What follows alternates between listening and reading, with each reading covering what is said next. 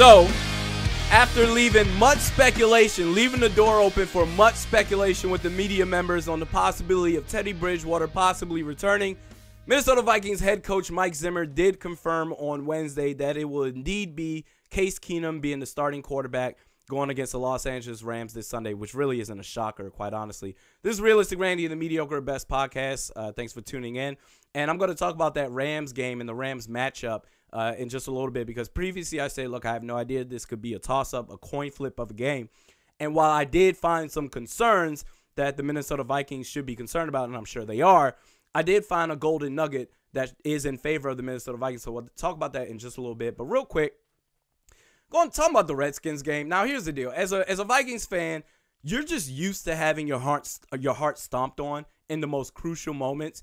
And for me, so I became a Vikings fan in 2000. So when the Dante Culpepper era started, I became a fan then. Now, the times that I've had my heart crushed, the times that I can remember, 2003 when the Vikings could have made the playoffs, but they lost to what turned out to be the 4-12 Arizona Cardinals in Week 17 off a game-ending touchdown on 4th and 25. They could have made the playoffs, but they missed the playoffs because of that game against the 4-12 Arizona Cardinals.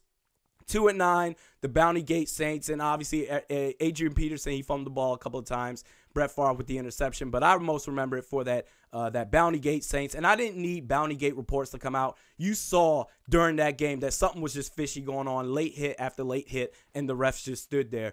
Then you think back to 2015, wide left, and then last year, the crash and burn after the 5-0 start. So after last year, I said to myself, I've gone through this too much. I'm still a fan, but I'm going to keep my emotions in check. If they screw up from now on, it's no sweat off my back because I'm used to it, right? Now, here's the thing.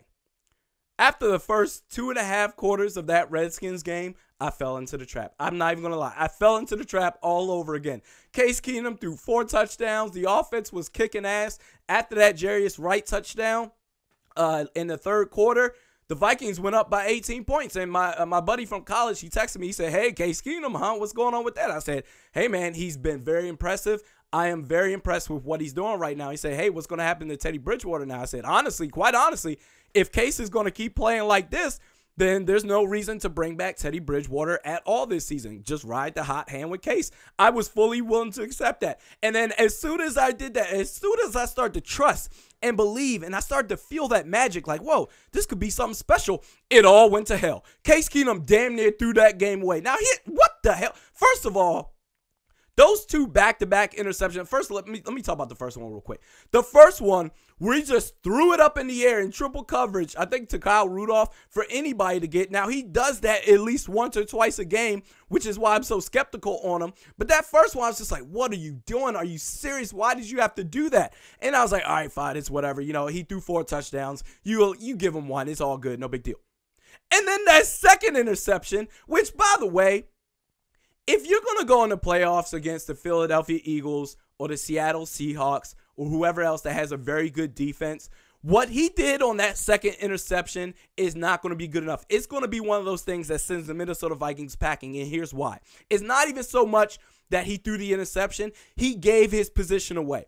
You could tell that no matter what was going to happen, as soon as he snapped that ball, he was going to throw it to Adam Thielen no matter what. Case Keenum on that second interception, which, by the way, damn near turned out or almost turned out to be a pick 6. And thank you for making a hustling play. I know they said that on Vikings Vent, like, oh, he made a hustle play. So that, you know, he saved the game. Well, you know what? That's the least you could do if you damn near throw the game away. But on that interception, that second one, Case Keenum took a nonchalant step back, just confident in his hell, just taking my time, just easy, smooth, nothing to talk about, and then had his eyes locked onto Adam Thielen the entire time. And Adam Thielen was running that out route. So I was like, okay, if you're going to run the out route and you're going to throw it to Adam Thielen, which clearly your body language showed that, put some zip on the ball and throw it to the outside shoulder to where only Adam Thielen could catch it. So if he doesn't catch it, worst case, it goes out of bounds as an incomplete pass. Okay, fine, no big deal. But not only did he take a nonchalant step back, not only did Case Keenum have his eyes locked onto Adam Thielen the whole time, He threw a duck up in the air. He just lofted the ball up without giving a damn. And that's where DJ Swearinger said, oh, you got to be kidding me. And damn near took it to the house. If you're going into the playoffs against a good defense, you can't be giving your position away like that. He damn near threw the game away. So here's the thing. I don't want people to sit here and think that I'm just anti-Case Keenum. That's not the case at all. I've said I've been proven wrong. He's done a very good job as a backup quarterback, and in some cases, he's exceeded that backup quarterback status, if you will. A couple of games where he lit up the offense for the Minnesota Vikings and lit up defense. And here's the thing: you go against the Washington Redskins, who, by the way, is much better than their record indicates. They've got a very good secondary, and you're at FedEx Field on the road. The way he started that game was great. I'm not anti-Case Keenum. In fact, here's a couple of reasons of why I actually like Case Keenum and what I've seen from him this year. Number one, his toughness. Case Keenum, just like I said about Sam Bradford and quite honestly Teddy Bridgewater, Case Keenum is a tough-ass quarterback, and he's a tough-ass quarterback in his own right, and here's why. He's not afraid to look down the field. He's not, no matter what the defense is showing him as far as the defensive line and coming after him, which, by the way, the offensive line before the Redskins game, they were fourth best pass protecting offensive line according to Football Outsiders. After that Redskins game, they jumped to second in the league as a second best pass protecting offensive line in the league. So anyway, no matter what the pass rush is showing him, he can move up in the pocket. He's always looking to make that play. And then not only that, but to add on to that toughness quality of him, one specific example that will always stick with me. Before the bye week against the Cleveland Browns, Case Keenum took a shot from Jamie Collins. And I mean one where it was basically like, not only did he get speared by Jamie Collins drove him into the ground. That drove an unnecessary roughness or roughing the passer. I don't know which one it called. But Case Keenum got up slowly. You could tell he was aching a little bit. And you would think after that, after typical plays like that where the quarterback gets roughed up, what do they usually do? They usually hand the ball off or maybe just do a dump off pass, no big deal, and then get back into it to play after that, and then suddenly you're all good to go. That very next play, after taking a shot from Jamie Collins, that very next play, Case Keenum stepped up in the pocket and threw a deep shot to Stephon Diggs. It was a beautiful pass. Now, ultimately, it was incomplete. It did draw a pass interference call. But even if it didn't draw a pass interference call, that was a tough-ass play to make after taking a tough hit, a tough shot like that. So Case Keenum is tough. There's nothing to talk about with that. Also, what I like about Case Keenum is his confidence. I posted this on Twitter and Facebook. You can find this on Facebook.com/realisticrandy or Twitter @realistic_Randy. I say, look, one thing that I've noticed about Case Keenum during that game, and quite honestly, through all the games, his confidence seems to be unbreakable. And he's not afraid to make the plays. He's not afraid to make the throws. Obviously, in some cases, that can be a detriment to the team because he'll throw the ball up there. He's a gunslinger. But you know what? His confidence is there, and you want that in a quarterback. And one specific thing I can think about, especially at US Bank Stadium, I don't know if he really does this on the road because at US Bank Stadium, obviously, the crowd is with him. So the crowd isn't yelling and distracting him, and you can hear him a lot more clearly. But at US Bank Stadium, and maybe sometimes on the road too, what he does during the pre-snaps, he calls his little, 425, whatever it is. I don't know what it is he calls. I know Aaron Rodgers and before that Brett Favre, they always go 319, 319, 319. I hate, whenever I hear 319, it just makes me want to throw up. But anyway, I don't know what Case Keenum calls, whether it's 425, 418, whatever it is. But right after he's done doing that, he looks on both sides of his offense. He looks at the defense. He stands up and he says, hey, we're good. He literally says, hey, we're good. And when he does that, suddenly I'm calm. Suddenly I'm relaxed. I'm like, all right, Case said we're good. I believe him. And usually he turns out to make a pretty good play. So there's nothing to take away from Case Keenum. And he's taking advantage of every opportunity that he has with this offensive line and Pat Shurmur calling the plays. The reason why there's intrigue to Teddy Bridgewater possibly coming back, and quite honestly, it's not just the fans or a group of fans that are saying it and the media that's saying it. There's been allusions, or head coach Mike Zimmer has alluded to the possibility of that.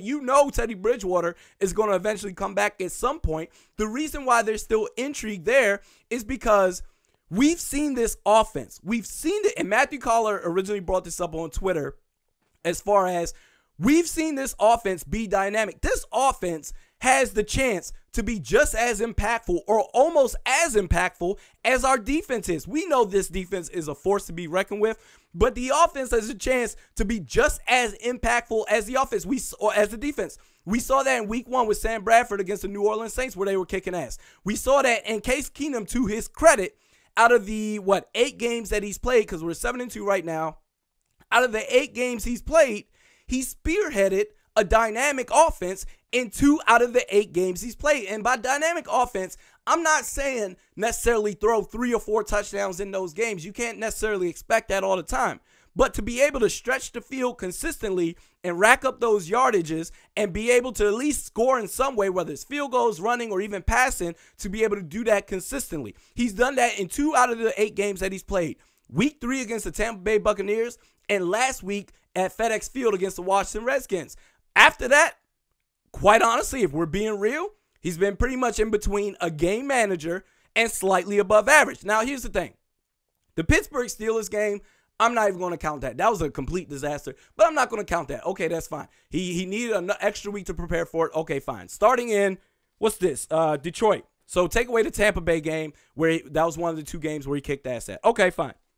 Detroit, 219 yards, 0 touchdowns. Chicago at Soldier Field. Now, yes, Sam Bradford did start that game. Case Keenum came in around the second quarter and took over from there. But still, at Soldier Field, 140 yards, 1 touchdown. Going against Green Bay the next week at US Bank Stadium, right? Green Bay with their piss-poor defense. 239 yards, 1 touchdown, 1 interception. Baltimore, 188 yards, 0 touchdowns, 1 interception. Cleveland, 288 yards, 2 touchdowns, 1 interception. Outside of that Tampa and that Washington game, he's basically averaging 6 to 7 yards per pass attempt. Now, as far as league-wide is concerned, he's 16th in the league at 7.5 yards per pass attempt. So he's pretty much around league average. But if you take that Washington game and that Tampa Bay game out of it, he's averaging around 6 to 7, which would basically put him in the realm of the bottom 10 around Cam Newton, Dak Prescott, Blake Bortles, Tyrod Taylor. Now, yes, Case Keenum, he's done a very good job. He's been very efficient.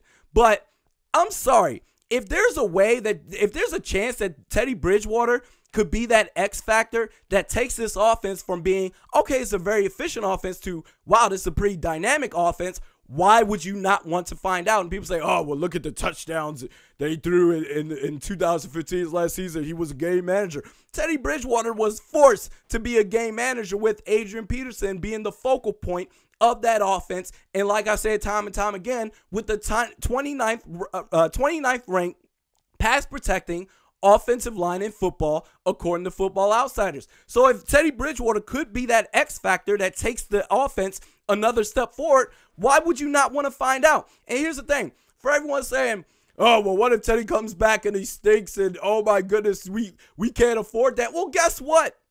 If Teddy stinks, just like you did at Soldier Field against the Chicago Bears, when Sam Bradford tried to make a go at it and his leg couldn't keep up, if Teddy stinks, then you bring Case Keenum back in. It's not a big deal. He's been a backup quarterback his whole life. It's not that big of a deal, folks. So, but hey, if you're content and you're comfortable with having a bend but don't break offense and making games a lot more interesting than it has to be, then hey, have at it. So anyway, we're going to talk about this Rams game and the matchups, some of the things that I found some concerns, and one thing that I do find in favor of the Minnesota Vikings. But real quick, we're going to take a quick break.